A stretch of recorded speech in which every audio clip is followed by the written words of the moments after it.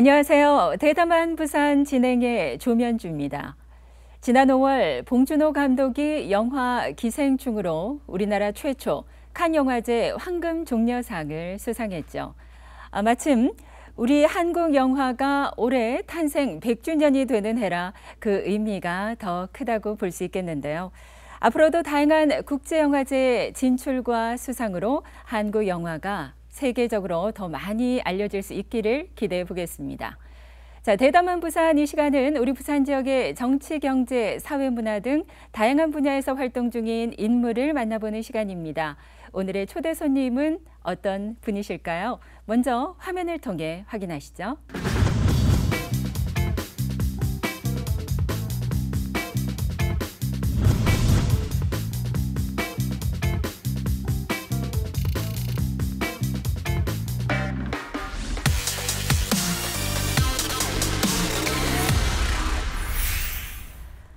네, 대담한 부산 오늘의 초대 손님은 국제해양영화제 조하나 운영위원장입니다. 어서 오십시오. 안녕하세요. 네, 반갑습니다. 조하나 운영위원장의 이력을 보니까요. 네. 아주 다채롭습니다. 일단 대학교에서는 가야금을 전공을 했고요. 또 이후에 전문 방송인으로도 활동을 하셨고 영어 통번역 실력자의 방송국 PD까지 하셨네요. 현재는 문화기획사 대표로 해양영화제를 이끌어가고 계신데 에너지가 대단하십니다. 그 에너지의 원천 어디에서 우러나오는 것일까요? 제가 이 질문을 받고 생각을 해봤어요. 네. 과연 뭘까 생각해봤는데 제가 제일 많이 듣는 말이 경상도 분들이 이렇게 얘기를 하시거든요. 네. 아이고 하고제비네. 그러니까 제가 진짜 하고 싶은 거는 꼭 해야 되는 성격이라서 네. 그래서 뭐 하고 싶은 게 있다고 하면 시간이 좀 걸리더라도 좀 집요하게 오랫동안 계획을 짜서 반드시 하는 성격. 네. 그리고 하고 싶은 게 있으면 계속 주변에 이야기를 해요. 그러니까 뭐 방송국 들어갔을 때도 학교 다닐 때 나 방송국에서 일했으면 좋겠어요. 그래서 방송국 시험을 권유받아서 시험을 쳤고 네. 이제 PD가 됐을 때도 저는 라디오 PD 해보고 싶어요. 그랬더니 이제 누가 이런 기회가 있는데 한번 도전해보지 않을래? 그런데 이제 지금 해양영화제나 제가 운영하는 기획사도 마찬가지로 그러니까 제가 뭔가를 하고 싶다고 끊임없이 이야기를 하면 네. 어디선가 도움의 손길이 오더라고요. 그래서 저는 진짜 운이 좋은 사람이라고 생각을 합니다. 그만큼 평소에 늘 준비되어 있는 자가 아닐까 싶고요. 그러한 우리 운영위원장님의 열정을 또 주변 분들이 다 알아주시는 거겠죠. 네. 그렇다면 하고제비 우리 조하나 운영위원장과 하는 오늘 이 시간 네. 어떤 이야기를 들려주실지 기대가 많이 되는데요. 사실 우리 부산에서 열리는 영화제 가운데 부산국제영화제는 뭐 이미 많은 분들이 네. 알고 계신데요. 그런데 국제해양영화제라고 하면 아직까지는 조금 낯선데 하시는 분들도 계실 것 같거든요. 네. 어떠한 영화제인지 일단 뭐 이름만 봐서는 환경영화제에 가깝지 않을까 네. 이렇게 좀 생각이 들기도 하는데요. 대부분 많은 분들이 그렇게 생각을 하시고 저희가 작년 상영작 중에서 그런 환경을 다룬 것들이 많았어요. 네. 그렇다 보니까 환경영화제가 아니냐라고 얘기를 하시는데 엄밀히 말해서 환경영화제는 아니에요. 네. 저희가 바다와 관련돼 있는 모든 이야기를 다루는 영화제라고 생각하시면 될 것 같습니다. 네. 작년에 상영이 많았다고 말씀드렸던 뭐 해양 쓰레기 문제라든지 뭐 미세 플라스틱 문제 같은 걸 다루는 해양 환경과 관련돼 있는 영화를 상영하기도 하고 뭐 고래, 상어, 뭐 멸종위기 동물 이런 것들을 다루는 그런 해양 동물 이야기도 하고요. 네. 그리고 이제 뭐 서핑을 너무너무 사랑하시는 분이시라든지 아니면 바다가 없으면 살 수 없는 그런 사람들의 이야기들도 있어요. 그래서 정말 바다와 관련돼 있는 모든 이야기를 총망라한 영화제다라고 정의하는 게 제일 정확할 것 같습니다. 네. 게다가 최근에는 해양 레저 인구도 크게 늘고 있지 않습니까? 취미로 서핑이나 스킨스쿠버 등을 즐기시는 분들이 함께 하기에 더없이 좋은 영화제가 아닐까 싶은데 맞습니다. 어떨까요? 네. 뭐 직접 바다에 들어가는 게 훨씬 더 즐거운데 네. 굳이 뭐 영화까지 볼 필요가 있을까? 뭐 이렇게 생각하실 수도 있겠지만 네. 사실 서핑하면 떠오르는 이미지는 뭐 열대바다, 하와이안 셔츠, 뭐 구릿빛 태닝을 한 남자 서퍼 뭐 이런 네. 이미지잖아요. 그런데 저희 영화제에서 만날 수 있는 영화들은 정말 극한의 환경에서도 즐길 수 있다라는 걸 보여주시는 분들이세요. 네. 서핑을 일례로 들면 얼음이 꽁꽁 얼어 있는 아이슬란드 바다에서 겨울 서핑을 즐기시는 분도 있고요. 정말 네. 이렇게 서핑하고 나오면 여기 얼음이 얼어 있어요. 수영을. 네. 풀바디 수트를 입고도 서핑을 즐기시는 사람도 나오고 포르투갈의 나자레라는 마을이 있어요. 네. 거기는 이제 어떤 조류 때문에 한 번씩 파도가 30m까지 올라갈 때가 있거든요. 그런데 정말 일생일대의 그런 빅 웨이브를 타기 위해서 네. 가시는 분들이 있어요. 그분들의 도전을 담은 그런 영화들도 있고 네. 뭐 서핑뿐만 아니라 뭐 세일링 같은 경우에서도 이렇게까지 무모한 도전을 할 수 있을까? 다이빙도 이렇게 아름다운 곳을 가볼 수 있을까라고 화면으로 담지 못하는 더 큰 아름다움이 있을 거라고 생각되는 영화들이 있어요. 네. 그러니까 저희처럼 서핑이나 이런 해양 레포츠 문외한들도 네. 바다로 뛰어들고 싶게 만드는데 아마 그런 레저 스포츠를 좋아하시는 분들이 영화를 보신다고 하면 이거 꼭 가봐야 돼. 혹은 새로운 동기부여 네. 같은 걸 찾으실 수 있을 당장 거라고 화면으로 생각해요. 뛰어 들어가고 싶을 네. 것 같고요. 저도 뭐 서핑을 해본 적은 없습니다만 네. 그러한 화면을 볼 때마다 대리만족이라고 할까요? 그쵸. 굉장히 스릴감 넘치는 것을 직접 체험해보지 않아도 느끼게 되거든요. 네네. 그게 또 어떤 영화의 매력이 아닐까라는 맞습니다. 생각이 들고 네. 사실 우리 부산을 이야기하면서 항상 부산 앞에 해양수도 부산, 네. 이렇게 해양수도라는 수식어가 붙지 않습니까? 그런 만큼 국제해양영화제와 우리 부산 너무나 잘 어울리는 그런 네. 영화제가 아닐까 싶은데 제가 알기로는 제주도나 강릉 쪽에서도 해양영화제가 있다고 알고 있거든요. 네네네. 어떻습니까? 그런 타 지역에서 상영되는 그런 해양영화제와 비교했을 때 이 국제해양영화제와의 어떤 차별성이라고 하면 어떤 점을 들 수 있을까요? 제주도에 있는 영화제는 섬영화제라고요. 그래서 섬과 관련돼 있는 모든 영화를 상영하는 곳이라고 보시면 돼요. 네. 근데 섬이 바다에 있다 보니까 이제 섬에서 벌어지는 이야기의 대부분의 현장이 바다기 때문에 바다 영화제라고 생각을 하시는데 상영되는 작품들이 좀 다르긴 하고요. 네. 강릉에서 열리고 있는 그 페스티벌 같은 경우에서는 바다에서 영화를 보는 걸 목적으로 하고 있는 영화제라고 저는 알고 있어요. 물론 네. 가보기도 했지만 네. 그래서 바다에서 봤었을 때 어울릴 만한 작품들을 선정을 해서 상영을 하시기 때문에 상영작들이 저희랑은 좀 다르기도 하고요. 그리고 양양이 워낙에 서핑으로 유명한 곳이다 보니까 네. 그 서핑 페스티벌이랑 같이 연계를 해서 이루어진 행사예요. 그래서 단순한 영화제라고 하기보다는 그런 약간 정말 그 페스티벌 같은 느낌이 드는 영화제라서 네. 저희랑은 조금 차이가 좀 있어요. 타 지역에서는 어떤 장소가 이제 바닷가라는 네네. 그것이지 굳이 해양 영화만을 상영하지는 않는다라는 말씀이군요. 네네. 그렇다면은 이번 영화제 형식의 어떤 이 해양 영화제 같은 경우는 우리 국제 해양 영화제가 거의 뭐 최초라고 할 수가 있겠군요. 네.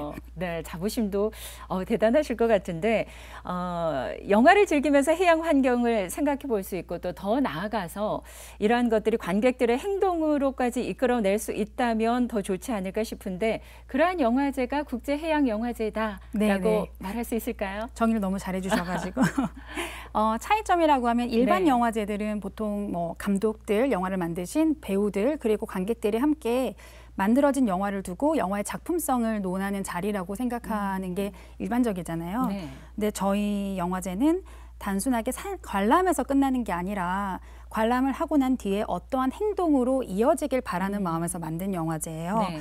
그래서 영화를 보고 나서 이제 어떤 영화냐라는 데서 좀 차이가 있긴 하겠지만 네. 영화를 보고 나면 갑자기 막 분리수거를 막 열심히 해야겠다는 생각이 드는 작품들도 분명히 있고요. 네네. 그리고 또 어족 자원과 관련돼 있는 그런 영화들도 있어요.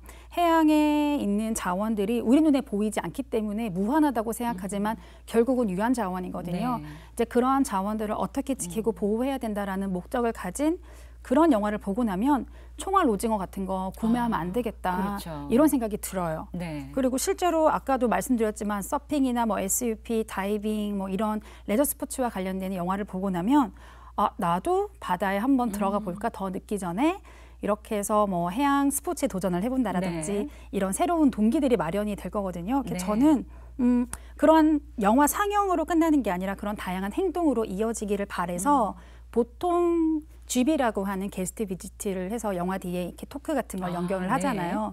저희 그런데 모시는 분들도 단순하게 뭐 제작자 이런 분들이 아니시라 각 분야의 전문가들을 좀 포진을 해서 주제와 관련되어 있는 강연들을 좀 준비를 해놨습니다. 네. 오셔서 확인하셔야 돼요. 아, 그렇군요. 일단 오라는 말씀이죠. 네, 무조건 오셔야 돼요. 그래요. 영화도 보고 또 관련해서 다양한 체험들도 할 수 있는 아주 알찬 시간이 될 것 같은데 사실 그 환경 문제라고 하면 이제는 뭐 전 세계인이 함께 해결해야 할 공통 과제 아니겠습니까? 네. 그 가운데서도 해양 오염 같은 경우는 날로 심각해져 가고 있는데 어떨까요? 어느 정도 그 해양 오염의 심각한 상황이라고 좀 정의를 내릴 수 있을까요? 제가 뭐 해양 학자나 해양 환경 뭐 전문가는 아니기 때문에 어느 정도다라고 제가 정의를 내리긴 좀 어려울 것 같고요.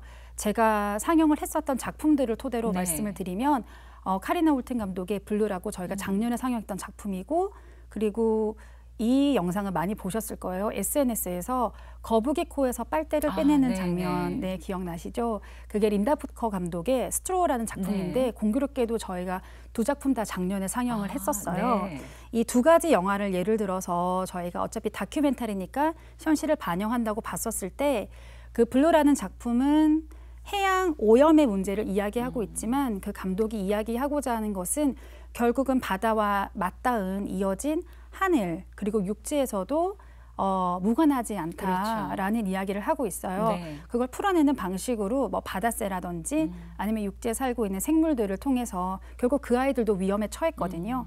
그런 아이들을 이제 어떠한 위험에 처했는가를 보여주면서 심각하다는 건 얘기를 해요. 실제로 바다새가 개찌렁이 이런 거를 아기 새에게 먹여야 되잖아요. 네. 근데 플라스틱 조각이 작고 예쁘니까 그거를 먹이로 착각을 해서 네. 아기 새한테 주는 거예요. 어미새는 최선의 역할을 다 했지만 네. 결국 아기 새는 성장을 할 수가 없거든요. 그러면 그 먼 바다를 날아갈 수 없으니까 네. 중간에 죽게 된다라거나 뭐 이런 문제들을 부각시키기도 하고 그리고 또 스트로라는 영화를 보면은 그 우리가 무심코 사용하는 그 미세 플라스틱을 네. 플랑크톤이 먹어요. 그래서 플랑크톤이 먹고 또 그 다음에 좀 작은 물고기가 먹고 이 작은 물고기가 큰 물고기를 또 먹고 뭐 이런 것들이 있잖아요. 네. 근데 사람은 다들 아시겠지만 먹이 사슬의 최상위에 있어요. 네, 네. 최상위 포식자이기 때문에 결과적으로는 우리는 알지 못하고 있는 사이에 이미 많은 플라스틱을 먹고 있는 거나 다름이 없다라는 거를 굉장히 위트 있는 화면으로 보여주거든요. 네. 화면 자체가 혐오스럽지는 않은데 보고 나면 굉장히 납득이 가능한 그런 문제예요. 그래서 이런 영화를 보고 나면 뭐 그렇게 생각하게 되는 거죠. 수산물을 단순히 먹지 않아서 해결될 수 있는 문제는 아니구나. 그럼요. 우리가 근본적인 방향을 원인을 알고 해결 방향을 좀 찾아야겠다라는 가장 좋은 교훈의 메시지를 그러니까 강한 어조가 아니라 네. 그냥 모두 다 공감하게 만드는 게 영화의 역할이 아닌가라고 생각을 합니다. 네.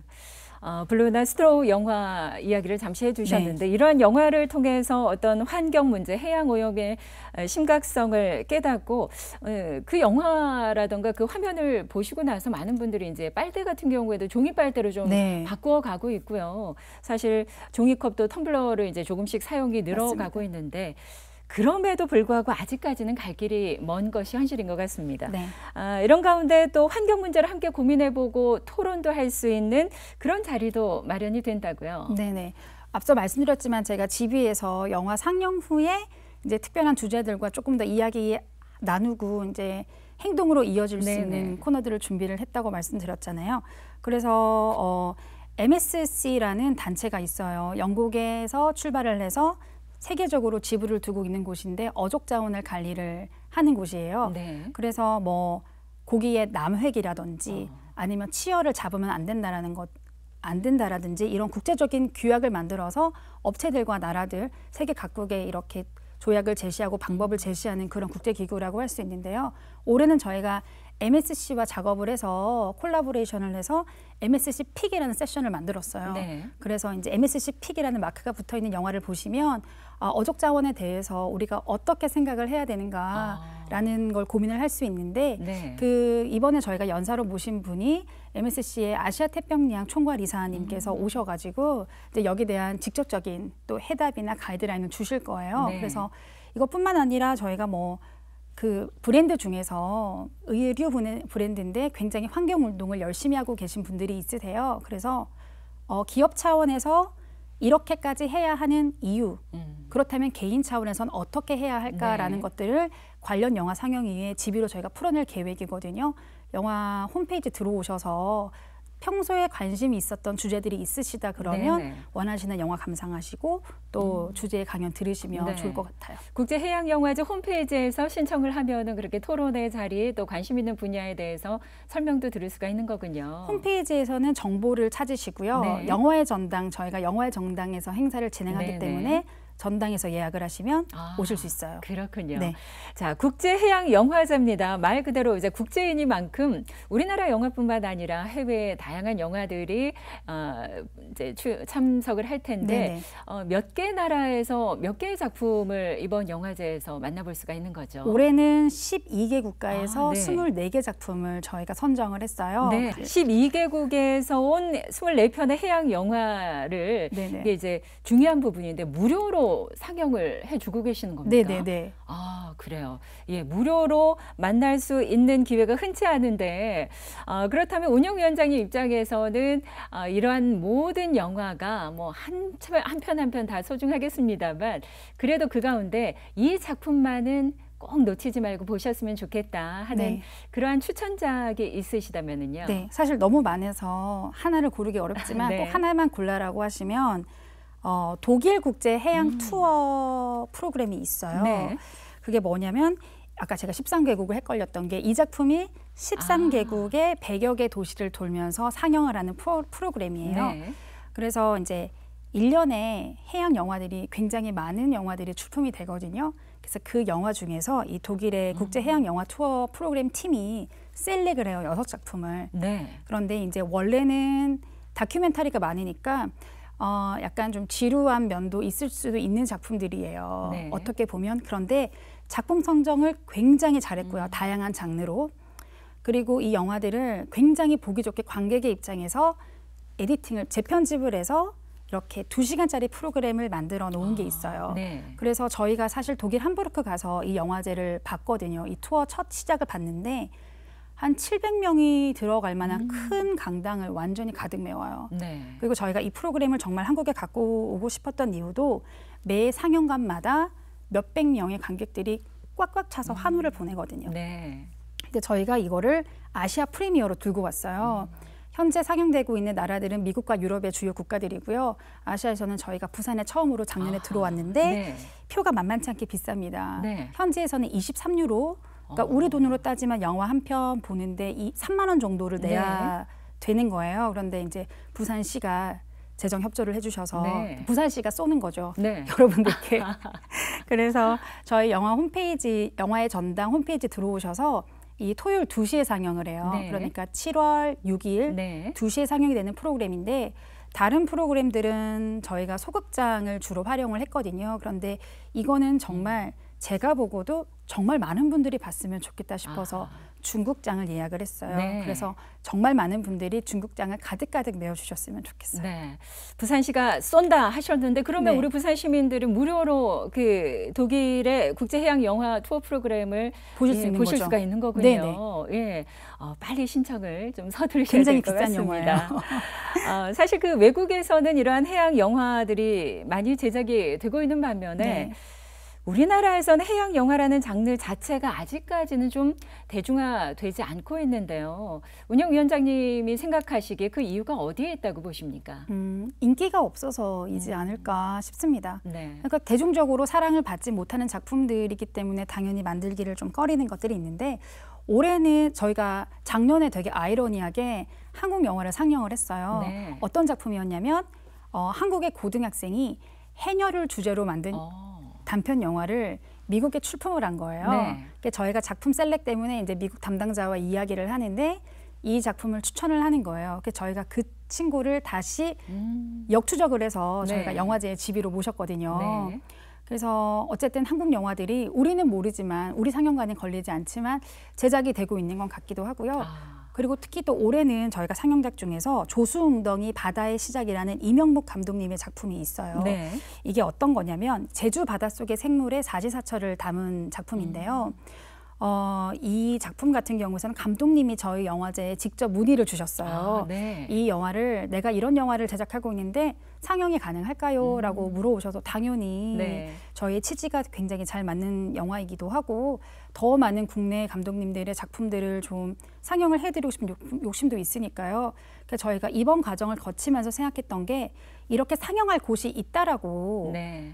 최소한 해양영화제에서 내 영화를 틀어주겠지라는 게 있다고 하면 더 많은 해양 작품들이 생기지 않을까라는 바람도 있고 네. 저희가 나중에 하고 싶은 사업 중에 하나가 이렇게 재원이 확충이 된다고 한다면 우리 바다의 아름다움을 담은 그런 해양 영화 제작 지원 사업도 해보고 싶고 네. 또 이런 해양 영화들이 만들어진다면 저희는 이미 해외에 있는 해양 영화제들과 교류를 하기 때문에 이 작품들이 해외로 나갈 수 있는 그런 작품 출품 지원 같은 걸 해서 네. 약간 교두보 같은 역할을 좀 했으면 좋겠다 싶은 것도 제 욕심 중에 하나입니다. 네. 정말 유능한 감독들이 해양과 환경에 좀 더 관심을 갖고 작품 활동을 해서 보다 많은 작품들을 또 볼 수 있고 만날 수 있기를 기대해 보겠고요. 그것이 또 영화제를 또 활성화시키고 발전시키는 그런 밑바탕이 될 것이고 무엇보다 영화제의 발전을 위해서는 우리 관객들, 시민들의 힘이 상당히 크지 않겠습니까? 맞습니다. 예, 그러한 우리 시민들의 발길이 계속 이어졌으면 하는 바람이고요. 그런 만큼 운영위원장님 어깨가 무겁습니다. 예. 열심히 해야죠. 국제해양영화제 앞으로 어떤 모습으로 발전해 갈지 계획과 포부를 좀 밝혀주신다면요.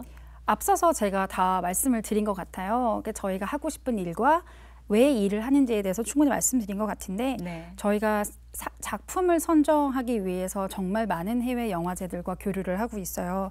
그래서 이런 노력들이 결과물이 저희가 꿈꾸는 거는 비단 영화제뿐만 아니라 영화제를 중심으로 해양 환경이라든지 해양 레포츠라든지 이것들과 연계되어 있는 다양한 부대 행사로 이어지지 않을까라고 기대를 네. 하고 있습니다. 그래서 어쨌든 이렇게 바다를 중심으로 두고 저희가 움직이다 보면 이게 다 우리 바다를 위한 긍정적인 활동이 되지 않을까라고 기대를 하고 있고요. 네. 네, 아까 말씀하셨지만 이런 노력들은 관객이 찾아주질 않으면 다음으로 이어갈 수가 없어요. 네. 그래서 이 방송을 보시는 많은 분들이 꼭 전당에 오셔서 저희 영화를 애정어린 눈길로 바라봐 주시고 응원해 주시기를 바라봅니다. 네. 그런 의미에서 국제해양영화제 일정 한 번 더 좀 정리를 해 주시겠어요? 네. 저희 국제해양영화제는 7월 5일 금요일부터 7월 7일 일요일까지 3일간 네. 그 해운대 센텀에 위치한 영화의 전당에서 진행이 됩니다. 일단 6층에 오시면요. 저희가 로비에서부터 즐길 거리를 많이 마련해 놨어요. 네.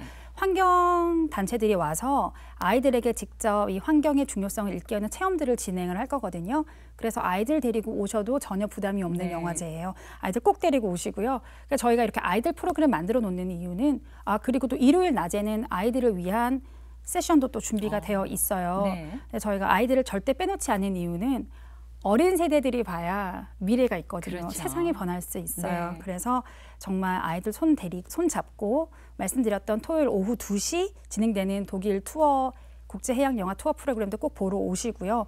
이것뿐만이 아니라 정말 좋은 작품들을 저희가 많이 준비해놨어요. 네. 검색창에서 국제해양영화제 검색하시면 저희 홈페이지가 뜨거든요. 이렇게 홈페이지 들어가셔서 나는 어떤 영화를 볼까, 어떤 이야기를 아이들에게 들려줄까라고 좀 즐거운 고민을 하시면서 네. 한 번쯤 찾아봐 주셨으면 좋을 것 같아요. 네. 꼭 오늘 뵙겠습니다. 오셔서 저한테 이 국제해양영화제 브로셔를 주셨는데 우리 시청자 여러분께서도 좀 보셔야 될 것 같아요. 예, 7월 5일부터 7일까지 진행이 되고요. 안에 보니까 7월 5일 금요일 6시 반에 개막식이 또 진행이 되고 네. 개막식과 함께 개막작에 대한 설명도 좀 간단하게 해주신다면요. 네네. 일단 저희 개막작은 제목이 다예요. 베이비 벨루가의 노래라는 그런 건데 이 벨루가 고래 요즘에 어떻게 말하면 핫한 동물이라고 할 수 네. 있어요. 흰고래 보러 서울에 있는 수족관도 가시고 이제 일본에 있는 거기 수족관도 가고 하시는데 네. 벨루가 고래가 바다에서 강으로 밀려 들어와요. 그런데 사실 고래가 사람과 똑같이 집단 생활을 하거든요. 이 친구들은 벨루가 네. 고래들은 그래서 어미를 잃은 새끼 고래가 살아남을 확률이 굉장히 적어요. 네. 그런데 포기하지 않고 이 친구를 다시 바다로 돌려보내기 위한 노력을 담은 다큐멘터리라고 보시면 되는데요. 네. 이거 보시고 나면 우리가 수족관에서 볼 동물들이 아니네라고 생각하실 거예요. 네. 왜냐하면 어미와 새끼의 정이라든지 그 친구들이 무리를 이루고 살아가는 것들이 우리 인간의 사회와 다르지 않거든요. 그래서 좀 생명의 존엄성 같은 부분들도 고민을 하실 수가 있고 그거를 지켜주기 위해서 얼마나 많은 사람들이 이 총각을 다투면서 노력을 하는지에 대한 것도 생각할 수 있어서 네. 수족관에서 그 고래를 봤었을 때의 느낌이 아마 이 영화를 보시면 좀 달라지실 것 같아요. 그래요. 영화도 볼 수 있고요. 다양한 체험도 할 수 있기 때문에 온 가족이 함께 국제해양영화제 나들이 계획 한번 세워보시면 어떨까 싶습니다. 영화도 보고 환경도 생각할 수 있는 의미 있고 소중한 그런 시간이 될 것 같습니다. 국제해양영화제 성황리에 마무리 잘 되시길 저도 응원하겠고요. 오늘 이렇게 고맙습니다. 귀한 시간 내주셔서 고맙습니다. 감사합니다. 네, 고맙습니다. 자, 지금까지 국제해양영화제 조하나 운영위원장과 함께했습니다. 사실 우리가 매일 무심코 사용하는 일회용 컵이나 빨대, 플라스틱을 하루에 한 개씩만 줄여도 우리의 미래가 달라질 수 있다라는 말이 있죠. 일회용 컵 대신에 텀블러를 사용하고 또 나들이를 떠날 때에도 일회용 수저나 이 접시 등을 사기보다는 미리 집에서 도시락을 준비하는 것도 우리가 생활 속에서 환경을 살릴 수 있는 그런 방법들이 아닐까 싶습니다. 자, 대담한 부사 오늘 준비한 내용은 여기까지입니다. 건강한 한 주 보내시고요. 저는 다음 시간 다시 찾아뵙도록 하겠습니다. 함께해 주신 여러분 고맙습니다.